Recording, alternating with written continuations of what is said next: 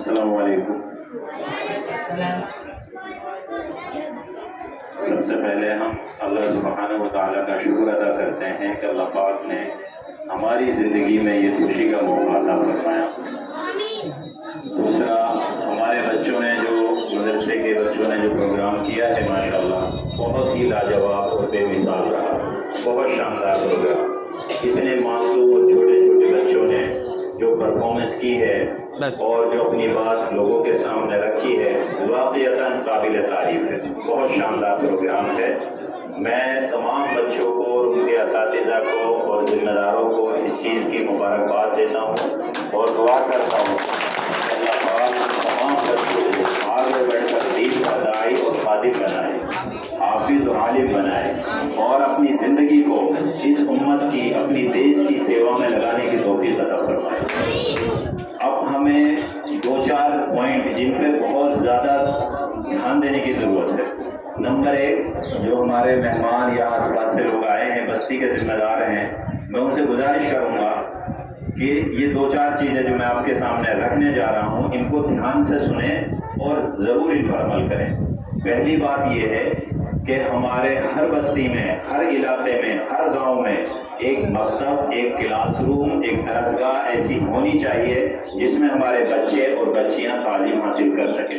تو انشاءاللہ اس کی کوشش ضرور ہونی چاہیے، اور الحمدللہ میں اللہ کا شکر ادا کرتا ہوں کہ اللہ پاک نے یہ موقع ہمیں دیا ہے، اور ہمارے گاؤں میں الحمدللہ اللہ پاک نے ایک ایسی درسگاہ، ایک مدرسہ اور ایک مکتب ایسا قائم کیا ہے جس میں ہم اپنی بچوں کی دین اور دنیا کی تعلیم کو بہتر بنا سکتے ہیں، بشرطے کہ اس میں ہم اپنے بچوں کو بھیجیں۔ گاؤں میں میرا جو مدرسہ کھولنے کا مقصد تھا وہ صرف اور صرف یہ تھا کہ میرے گاؤں کے بچے اور بچیاں سب سے زیادہ اس مدرسے سے فائدہ ہو، سب سے زیادہ گاؤں کے بچے اس میں تعلیم حاصل کریں۔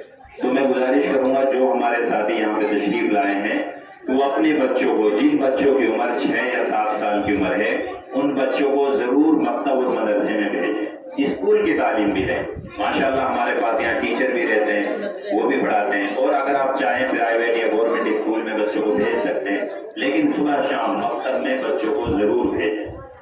میرا ایسا ماننا ہے کہ جس بچے کے پاس تعلیم نہیں ہے، میرے خیال سے وہ زندہ تو ضرور ہے لیکن وہ ایک طرح سے اس کی موت آ چکی ہے، وہ مر چکا ہے، اس کی کوئی زندگی نہیں ہے، وہ اپنی صحیح رائے نہیں بنا سکتا، اپنی بات لوگوں کے سامنے نہیں رکھ سکتا، اپنی ضرورتیں نہیں بتا سکتا، وہ لکیر کا فقیر بنا رہتا ہے۔ وہ بینک میں جائے گا کوئی کام اس کا نہیں ہوگا، کہیں بھی وہ تحصیل میں جائے گا وہ جانتا ہی نہیں ہے کیونکہ وہ ان پڑھ ہے۔ تو جہالت جو ہوتی ہے، ان پڑھتا جو ہوتی ہے، وہ ایک طرح کی موت ہے، جیتے جی بھی آدمی مر جاتا ہے۔ اور جو بچہ پڑھا لکھا ہوتا ہے اس کے لیے بہت سارے آپشن ہوتے ہیں، بہت سارے راستے ہوتے ہیں۔ ایک بچہ حافظ بھی ہے، عالم بھی ہے، اور 10th کلاس 12th کلاس پاس بھی ہے، اس کے ساتھ میں کوئی ڈگری بھی اس کے پاس ہے، وہ پروفیسر بھی بن سکتا ہے، وہ لیکچرار بھی بن سکتا ہے، وہ بہت بڑا عالم بن سکتا ہے۔ جتنی بڑی بڑی ذمہ داریوں پہ، بڑی بڑی پوسٹوں پہ لوگ بیٹھے ہوئے ہیں، یہ وہی لوگ ہیں جن کے پاس ڈگریاں زیادہ ہیں، جن کے پاس تعلیم زیادہ ہے۔ اگر آپ پڑھیں گے لکھیں گے نہیں تو آپ کو بڑی پوسٹ کیسے ملے گی، بڑی جگہ آپ کو کیسے ملے گی، بڑا مقام کیسے ملے گا؟ وہ جب ہی مل سکتا ہے جب آپ کے پاس تعلیم ہوگی، کیونکہ تعلیم اور علم وہ ہے جو انسان کو راستہ دکھاتا ہے، غلط اور صحیح میں تمیز سکھاتا ہے، ماں باپ کے احترام کرنا سکھاتا ہے، اللہ کی عبادت کرنا سکھاتا ہے۔ تو یہ تمام چیزیں بچوں کے اندر جب آئیں گی جب ہم اپنے بچوں کو طریقہ تعلیم دیں گے۔ آپ کو حیرانی ہوگی کہ سرکار دو عالم صلی اللہ علیہ وسلم پر جو سب سے پہلے قرآن نازل ہوا تھا وہ صرف اور صرف تعلیم کے بارے میں تھا کہ میری امت سے بولو کہ وہ پڑھیں لکھیں تعلیم حاصل کریں، کیونکہ بے علم نہ توا خدا راشنا، جس کے پاس علم نہیں ہے کتنا بھی بڑا مسلمان ہو اللہ کو نہیں پہچان سکتا، شیطان اس کو بہت آسانی سے بہکا لیتا ہے۔ اس لیے تعلیم کا ہونا بہت زیادہ ضروری ہے، اور تعلیم کے ساتھ عمل بھی ہونا چاہیے۔ تو میری تو یہ خواہش ہے کہ ہمارے بچے حافظ تعلیم کے ساتھ ساتھ دینی تعلیم اور دنیاوی تعلیم دونوں ہی تعلیم حاصل کریں۔ تو پہلا کام جو ہمیں کرنا ہے، اگر ہمارے علاقے میں مکتب اور مدرسہ نہیں ہے تو وہ ضرور قائم کریں، اگر ہے تو پھر دوسرا کام شروع ہوتا ہے، وہ کیا ہے کہ اپنے مکتب اور مدرسے کا پورا خیال کریں، بھرپور اس کا ساتھ دیں، اس کا تعاون کریں، اس کو بہتر سے بہتر بنائیں، اچھا سے اچھا بنائیں۔ یہ کب ہوگا جب آپ برابر بچوں کو بھیجیں گے، ہر مہینہ 10 دن 15 دن میں اپنے بچوں کی تعلیم کے بارے میں استادوں سے جا کر پوچھیں گے، مدرسے کے ذمہ داروں سے ملیں گے، ان سے پوچھیں کہ میرا بچہ کیسا چل رہا ہے, اس کو دشواری کیا ہے, یہ پڑھنے میں کیسا ہے, اور کوئی اس کے اندر خرابی تو نہیں ہے. یہ استاد ہی ہے جو بچے کو ماں باپ سے زیادہ پیار کرتے ہیں, ماں باپ سے زیادہ ان کو ایک طریقہ تعلیم دیتے ہیں. ابھی بچوں نے ایک پرفارمنس کیا تھا یہاں پہ, ڈرامہ کیا تھا آپ لوگوں کے سامنے.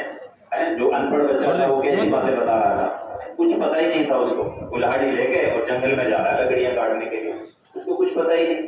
لیکن دوسرے بچے جو پڑھے لکھے تھے ماشاءاللہ جب ان سے پوچھا گیا تو کتنے اچھے سے وہ جواب دے رہے تھے. یہ معمولی جگہ نہیں ہے, یہاں پہ اتنے چھوٹے چھوٹے بچوں کو آ کر کے بولنا اور اپنی بات رکھنا یہ بہت بڑی بات ہے. یہاں پہ بڑے بڑے خرم خان کے بھی سانس پھول جاتے ہیں جب یہاں آتے ہیں بولنے کے لیے. تو یہ بچے اب کتنے حیرانگی کی بات ہے کہ اتنے معصوم اور چھوٹے چھوٹے بچے ماشاءاللہ جو ان کو بتایا گیا, سکھایا گیا, ان کو سمجھایا گیا, سارے لوگوں کے سامنے بلا جھجک اپنی بات رکھ رہے ہیں اور بتا رہے ہیں سب کو. تو یہ کیوں ہوا؟ کیونکہ ان پہ محنت ہو رہی ہے, ان کو تعلیم سکھائی جا رہی ہے, ان کو باتیں بتائی جا رہی ہے, بار بار بتایا جاتا ہے. آپ کو بھی پتا ہوگا کہ بچے اتنے بھولے ہوتے ہیں اور اتنے معصوم ہوتے ہیں کہ آج آپ ان کو کوئی بات بتائیں کل اس کو بھول جائیں گے.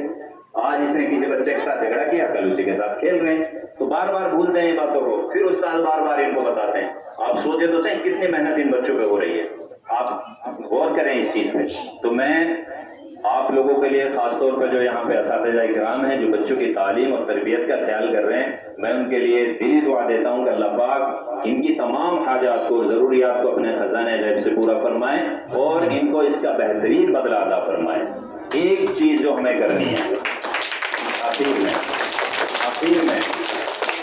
آخر میں جو کام ہمیں کرنا ہے وہ یہ ہے کہ یہ سارا کچھ ہم صرف اللہ کے لیے کریں, کسی کے دکھلاوے کے لیے نہ کریں. میں 10 منزل کا بھی مدرسہ بنا دوں, 5000 بچے اس میں پڑھنے والے ہوں, لیکن اگر ریاکاری کے لیے, اپنے آپ کو بڑا مولانا کہلوانے کے لیے یا دکھلاوے کے لیے کر رہا ہوں, سب کا سب بیکار ہے, سب کا سب بیکار ہے. بلکہ وبال جان ہے. مرنے کے بعد الٹا پوچھا جائے گا کہ جو کام تجھے اللہ کے لیے کرنا تھا وہ دنیا داروں کے لیے, لوگوں کے لیے کیوں کیا آپ نے. یہ چھوٹا سا پروگرام یا ویڈیو ہم اس لیے بناتے ہیں تاکہ ماں باپ کے اندر شوق پیدا ہو, جذبہ پیدا ہو کہ بچے دیکھو کیسا کیسا کر رہے ہیں, کیسا بول رہے ہیں, کیسا پڑھ رہے ہیں. ہمیں بھی بچوں کو پڑھانے کے لیے بھیجنا چاہیے.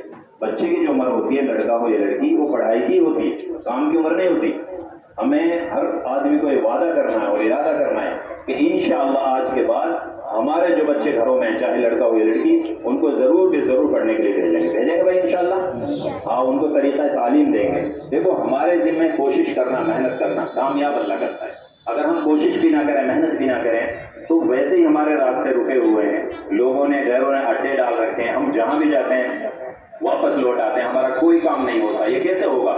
جب ہمارے پاس تعلیم ہوگی, اپنا حق مانگیں گے لوگوں سے, چھینیں گے سرکار سے, تبھی تو ہوگا جب آپ کے پاس تعلیم ہوگی. آپ کے پاس کچھ نہیں ہے, جیسا آپ کو کسی نے پکا دیا ویسے مان گیا. کوئی جگہ مان لو یہاں پہ ٹیچر کی جگہ خالی ہے, بینک میں کوئی افسر کی جگہ خالی ہے, تحصیل میں کوئی جگہ خالی ہے, ہمارا بچہ ہی پڑھا نہیں ہے, کیسے اس جگہ میں جا کے بیٹھے گا؟ نہیں بیٹھ سکتا ہو. وہ جگہ تو جب ملے گی جب اس کے پاس ڈگریاں ہوں. اب ہم پہلے سے من بنا لیں کہ پڑھنے سے کوئی فائدہ نہیں ہے, نوکری تو ملتی نہیں, تو ایسے تو بدلاؤ ہو گئے. آپ پڑھیے, اگر ہمارے پاس 100 بچے پڑھ رہے ہیں, ایسا نہیں ہے کہ 100 کے 100 کو نوکری نہیں ملے گی, ضرور ملے گی انشاءاللہ, چاہے 10 لوگوں کو ملے. لیکن اگر پڑھیں گے نہیں تو ایک کو بھی نہیں ملے گی. تو تعلیم بہت ضروری ہے, اور یہ سارے عمل ہمیں صرف اور صرف اللہ کے لیے کریں گے بھائی انشاءاللہ. اللہ پاک ہماری اس محنت کو, اس پروگرام کو, اور ہمارے آنے والے مہمانوں کی دعاؤں کو اس مدرسے کے حق میں, بچوں کے حق میں بے حد قبول فرمائیں. السلام علیکم ورحمۃ اللہ. آپ بیٹا دعا کے حالت میں بیٹھ جائیں, جو بچے کھڑے ہیں کھڑے بھی دعا کر سکتے ہیں, اور ہم اپنے پروگرام کو ختم کرتے ہیں انشاءاللہ.